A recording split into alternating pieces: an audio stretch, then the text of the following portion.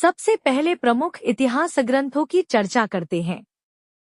सन 1930 ईस्वी में सूर्यकांत शास्त्री ने हिंदी साहित्य का विवेचनात्मक इतिहास की रचना की। इसके बाद 1934 ईस्वी में कृष्णशंकर शुक्ल द्वारा आधुनिक हिंदी साहित्य का इतिहास प्रकाशित हुआ। 1939 ईस्वी में डॉक्टर इंद्रनाथ मदान ने अंग्रेजी भाषा में मॉडर्न हिंदी लिटरेचर नामक ग्रंथ लिखा। 1941 ईस्वी में ब्रजरत्न दास ने खड़ी बोली हिंदी साहित्य का इतिहास की रचना की। इसी वर्ष लक्ष्मी सागर वार्ष्णेय की महत्वपूर्ण पुस्तक आधुनिक हिंदी साहित्य भी प्रकाशित हुई। वियोगी हरि द्वारा रचित ब्रजमाधुरी सार का प्रकाशन 1923 ईस्वी में हुआ। आधुनिक इतिहास लेखन की परंपरा में डॉक्टर बच्चन सिंह ने 1996 ईस्वी में हिंदी साहित्य का दूसरा इतिहास लिखा।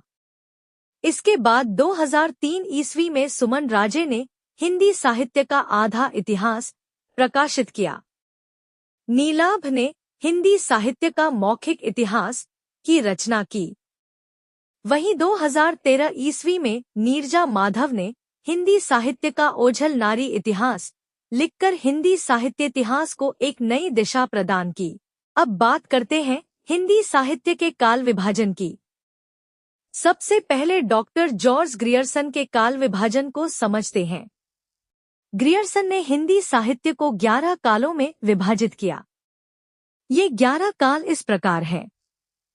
पहला, चारण काल। दूसरा, 15वीं शताब्दी का धार्मिक पुनर्जागरण। तीसरा, जायसी की प्रेम कृता। चौथा, ब्रज का कृष्ण संप्रदाय। पांचवा, मुगल दरबार। छठा, तुलसीदास काल। सातवां, रीति काव्य। आठवां, तुलसीदास के परवर्ती कवि। नौवां, 18वीं शताब्दी। 10वां, कंपनी के शासन में हिंदुस्तान। और 11वां, महारानी विक्टोरिया के शासन में हिंदुस्तान। ग्रियर्सन की सबसे महत्वपूर्ण उपलब्धि यह है कि उन्होंने हिंदी साहित्य के प्रारंभिक काल को सबसे पहले चारण काल नाम दिया। उन्होंने चारण काल के अंतर्गत पुष्य कवि खुमान सिंह, केदार, कुमारपाल, अनन्यदास, चंद, जगनिक, जोधराज और शार्ंगधर इन 9 कवियों का उल्लेख किया है। ग्रियर्सन का काल विभाजन मुख्यतः प्रवृत्तिगत अर्थात साहित्यिक प्रवृत्तियों पर आधारित है। हालांकि उनके कालों का नामकरण एक ही आधार पर नहीं किया गया। कहीं उन्होंने साहित्यिक प्रवृत्ति को आधार बनाया, कहीं किसी प्रमुख कवि को और कहीं ऐतिहासिक परिस्थितियों को। अब चर्चा करते हैं मिश्र बंधुओं के काल विभाजन की। मिश्र बंधुओं ने हिंदी साहित्य को 5 प्रमुख कालों में विभाजित किया। पहला, प्रारंभिक काल, जिसके अंतर्गत पूर्व प्रारंभिक काल रखा गया। इसकी समय सीमा विक्रम संवत 700 से 1343 तक मानी गई। दूसरा, माध्यमिक काल, जिसमें 3 उपकाल हैं। उत्तरारंभिक काल संवत 1344 से 1444। पूर्व माध्यमिक काल संवत 1445 से 1560 और प्रौढ़ माध्यमिक काल संवत 1561 से 1680। तीसरा, अलंकृत काल, जिसके अंतर्गत 2 उपकाल हैं। पूर्वालंकृत काल संवत 1681 से 1790 और उत्तरालंकृत काल संवत 1791 से 1889। चौथा, परिवर्तन काल, जिसकी समय सीमा संवत 1890 से 1924 तक मानी गई। और पांचवा, वर्तमान काल, जिसकी शुरुआत संवत 1926 से मानी गई और जो आज तक जारी है। मिश्र बंधुओं का यह काल विभाजन हिंदी साहित्य के क्रमिक विकास को समझने का एक महत्वपूर्ण प्रयास माना जाता है। परीक्षा की दृष्टि से याद रखें। जॉर्ज ग्रियर्सन ने हिंदी साहित्य के प्रथम काल को चारण काल कहा। उन्होंने 11 कालों का विभाजन किया। मिश्र बंधुओं ने हिंदी साहित्य को 5 प्रमुख कालों में विभाजित किया। ग्रियर्सन का काल विभाजन प्रवृत्तिगत माना जाता है। सबसे पहले बात करते हैं आचार्य रामचंद्र शुक्ल के काल विभाजन की। आचार्य शुक्ल ने हिंदी साहित्य के लगभग 900 वर्षों के इतिहास को 4 प्रमुख कालों में विभाजित किया। पहला आदिकाल, जिसे वीरगाथा काल भी कहा जाता है। इसकी समय सीमा संवत 1050 से 1375 तक मानी गई है। दूसरा पूर्व मध्यकाल अर्थात भक्तिकाल, जिसकी समय सीमा संवत 1375 से 1700 तक है। तीसरा उत्तर मध्यकाल, जिसे ऋतिकाल कहा जाता है। इसका समय संवत 1700 से 1900 तक माना गया है। और चौथा आधुनिक काल, जिसे गद्यकाल भी कहा जाता है। इसकी शुरुआत संवत 1900 से मानी गई है। अब बात करते हैं डॉक्टर रामकुमार वर्मा के काल विभाजन की। डॉक्टर रामकुमार वर्मा ने हिंदी साहित्य को 5 कालों में विभाजित किया। पहला संधि काल, जिसकी समय सीमा संवत 750 से 1000 तक है। दूसरा चारण काल, जो संवत 1000 से 1375 तक माना गया है। तीसरा भक्तिकाल, जिसकी अवधि संवत 1375 से 1700 तक है। चौथा ऋतिकाल, जो संवत 1700 से 1900 तक चलता है। और पांचवा आधुनिक काल, जिसकी शुरुआत संवत 1900 से मानी गई है और यह आज तक जारी है। अब चर्चा करते हैं डॉक्टर गणपति चंद्र गुप्त के काल विभाजन की। उन्होंने हिंदी साहित्य को 4 कालों में विभाजित किया। आदिकाल 1184 से 1350 ईस्वी। पूर्व मध्यकाल 1350 से 1600 ईस्वी। उत्तर मध्यकाल 1600 से 1857 ईस्वी और आधुनिक काल 1857 ईस्वी से वर्तमान तक। अब बात करते हैं डॉक्टर नगेंद्र द्वारा संपादित हिंदी साहित्य का इतिहास की। इस ग्रंथ में हिंदी साहित्य का काल विभाजन इस प्रकार किया गया है। आदिकाल 7वीं शताब्दी के मध्य से 14वीं शताब्दी के मध्य तक। भक्तिकाल 14वीं शताब्दी के मध्य से 17वीं शताब्दी के मध्य तक। रीतिकाल 17वीं शताब्दी के मध्य से 19वीं शताब्दी के मध्य तक। आधुनिक काल 19वीं शताब्दी के मध्य से वर्तमान तक। डॉक्टर नगेंद्र ने आधुनिक काल को भी 5 उपकालों में विभाजित किया। पहला पुनर्जागरण काल, जिसे भारतेंदु काल भी कहा जाता है।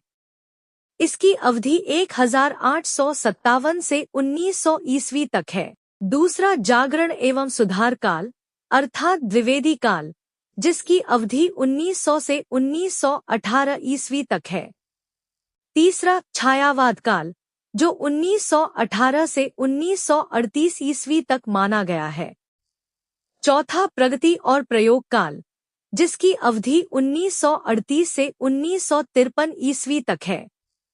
और पांचवा नवलेखन काल, जिसकी शुरुआत 1953 ईस्वी से मानी गई है और यह वर्तमान तक चलता है।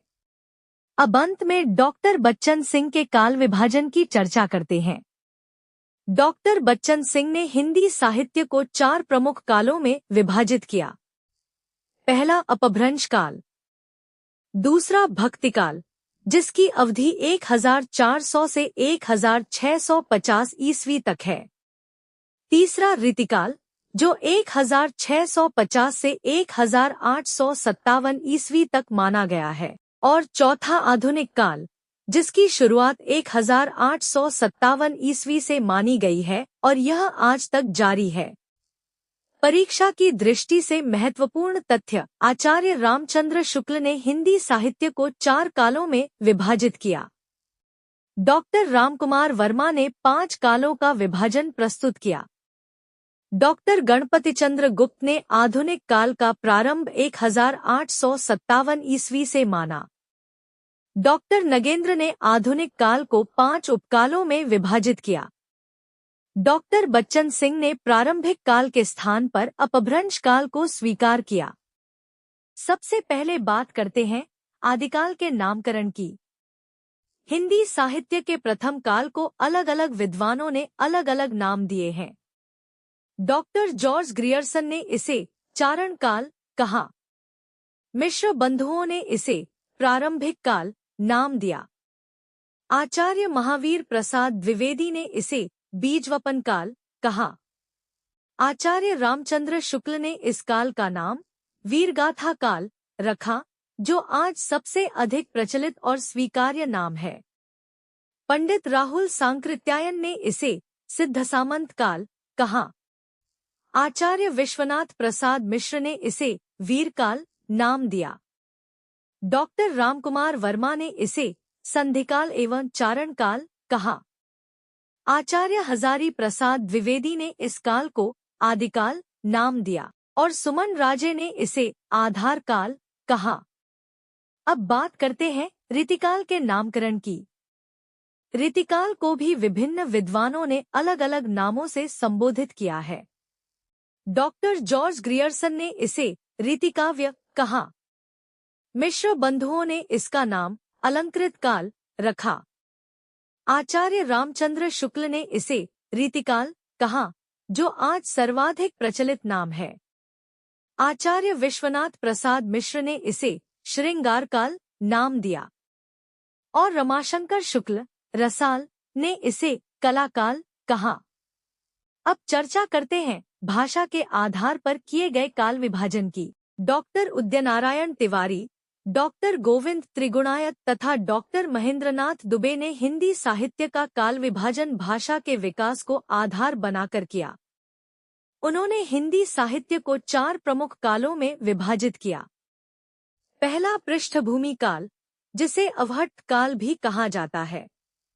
दूसरा उन्मेष काल, जिसमें ब्रजबुली, पुरानी ब्रजभाषा, कौरवी अर्थात खड़ी बोली तथा अवधि के विकास को प्रमुखता दी गई। तीसरा पूर्व भाग, जिसे ब्रजभाषा और अवधि काल के रूप में माना गया। और चौथा उत्तर भाग, जिसे खड़ी बोली काल कहा गया। परीक्षा की दृष्टि से याद रखें। जॉर्ज ग्रियर्सन ने आदिकाल को चारण काल कहा। आचार्य रामचंद्र शुक्ल ने आदिकाल का नाम वीरगाथा काल रखा। आचार्य हजारी प्रसाद द्विवेदी ने इसे आदिकाल कहा। मिश्र बंधुओं ने ऋतिकाल को अलंकृत काल कहा। आचार्य रामचंद्र शुक्ल ने ऋतिकाल नाम को प्रतिष्ठित किया। आचार्य विश्वनाथ प्रसाद मिश्र ने इसे श्रृंगार काल कहा। भाषा के आधार पर काल विभाजन डॉक्टर उदयनारायण तिवारी, डॉक्टर गोविंद त्रिगुणायत और डॉक्टर महेंद्रनाथ दुबे ने किया। इसी के साथ आज का अध्ययन समाप्त होता है। धन्यवाद।